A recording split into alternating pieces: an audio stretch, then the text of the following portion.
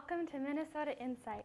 I'm here with today's guest, Minneapolis City Councilman Jacob Frey. Mr. Frey, you represent the 3rd Ward of Minneapolis, which includes Dinkytown and the Marcy Holmes area near campus, which is awesome. That's great. Today we will be talking about the controversy that has been connected to Dinkytown lately, especially with the construction and how a lot of its old buildings are being torn down and converted into high-rise apartment complexes. So how have you as a city councilman and the city council in general been involved with the development in Dinkytown, and especially with the hotel last month that was proposed? Yeah, well, first off, good to be here, Amy. Thanks for having me. Yeah.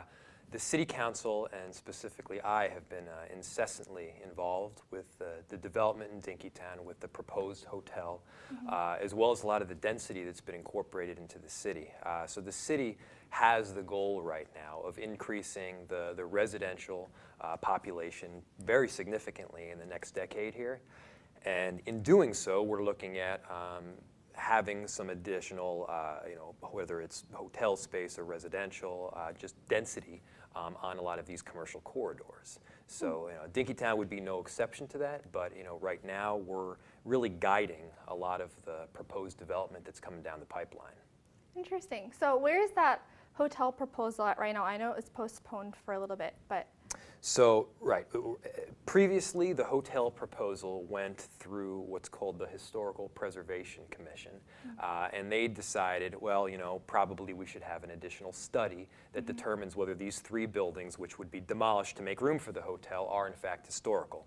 It then came to the council, and there are 3 buildings. The first building it's the White House, which I think is on 13th Avenue there, it's an old woman's house. She wants to sell it. She wants to get rid of it. I don't think it really has any historical capacity at all.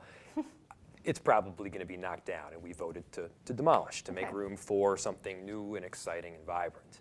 The second one is that ugly kind of cinder block building that's on 4th Street. And I really don't see a lot of historical sort of context there either, so that was voted to be demolished. Now the third building, which is where most of the controversy kind of emanated from, is 1319. 1319 was built back in the 1910s or teens, and it was a site where a lot of people organized in the past. It was a site that had a bunch of protests during whether it was the Vietnam War or several other more of the kind of the hippie issues, peace marches, stuff like that. So it's an exciting kind of centerpiece to the town. So what we said is, we're not really sure whether it lives up to the historical marker that the HPC sets. We're going to undergo a quick study. So that study is I would hope most of the way through right now, and then they're going to come back with a yes historical or a no demolish. Okay. Either way, what I think is really important is we've really got the developer's attention. Any developer is not going to be able to come in there and just take over the whole town and do whatever they want. They're going to need to find ways to interact and engage the community to figure out what's the best possible development for Dinkytown, for the students, for Marcy Holmes, for everyone. Cool.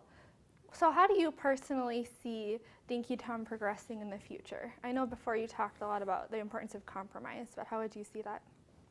Yeah, compromise is the key. If you're saying no development, no how, no way, nowhere, you're going to lose this battle because the density and the development, it's coming. And if you're the developer and you're saying we're not going to work with the community, you're also going to lose because it's on my watch.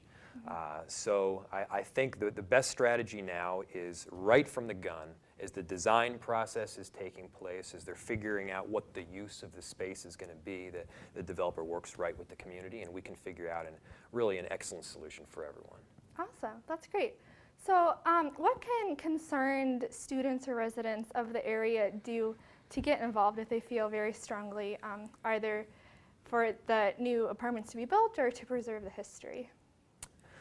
So there'll be a ton of opportunities for students to get involved. Obviously, there'll be some public hearings over at City Hall. Okay. I will be conducting meetings out in the community to make sure that I've gotten input from the students and from the residents, from the developer, you name it. And yeah, I encourage them to. I encourage everyone to get involved, no matter what their point of view is on this one, because you get to the best possible solution through, I would say, hard debate, and we want your arguments. Awesome. Well, great. It was great to hear from you. That's all the time that we have for today, but thanks again for coming here. Again, this was Minnesota Insight. We have our guest, Minneapolis City Councilman Jacob Pride, just discussing the construction Dinkytown, and thanks for watching. Thanks for being here.